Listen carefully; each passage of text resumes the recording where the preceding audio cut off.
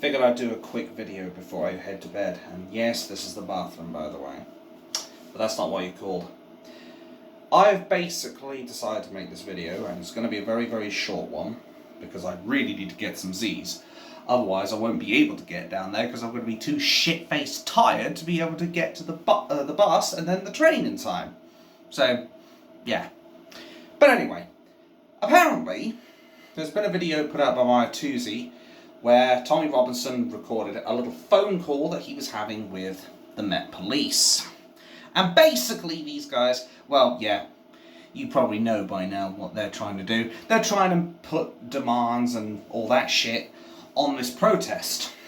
And trying to say, we will police this, essentially in the same way that we've policed it before with your types of protest. Essentially, they're going to be bringing the riot squads out, I suspect. Because after all, they don't get it. They just cannot take a fucking hint as far as this two-tier policing is concerned. It's like they've got the mirror, which I've got here. I know it's a little off screen because obviously the camera is positioning and where my mirror is right now. It's like they're looking themselves in the mirror, and rather than see the problems they have right now, I'm thinking of that Principal Skinner meme of where he's like, am I self-aware? No, sorry, is this really my fault? No. Just no accountability. And no understanding of why we're so pissed off.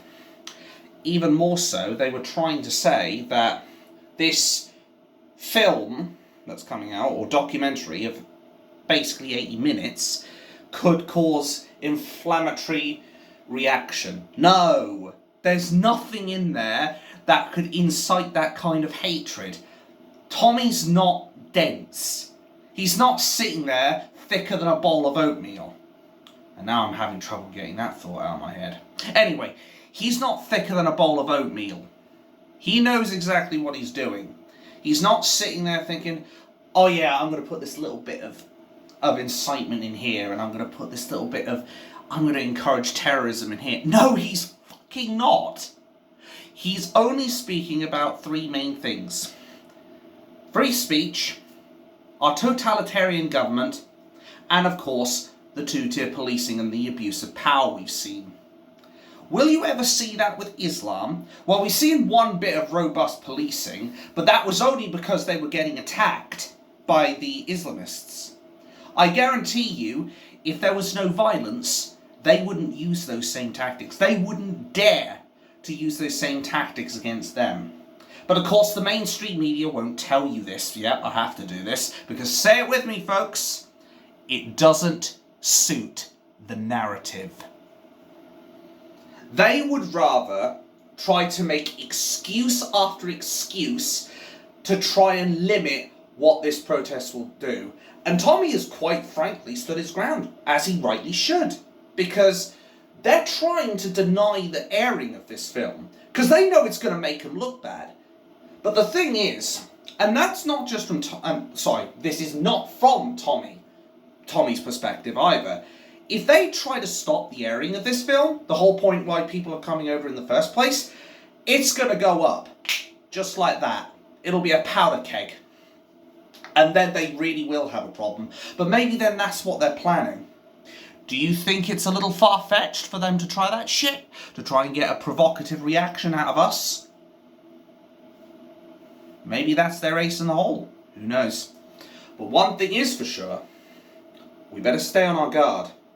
Because I think there's more shenanigans to come from our metropolitan farce that is the police.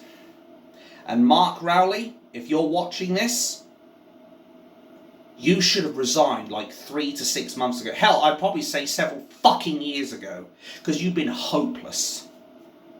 Yes, you can say Sadiq Khan is supposed to be engineering this. He's supposed to be head of the Metropolitan Police. At the end of the day, Mark, you can actually choose to disobey this traitorous politician.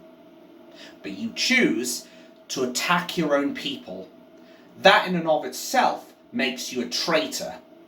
And the only thing that a traitor can do to save face and credibility is to step down and acknowledge their mistakes.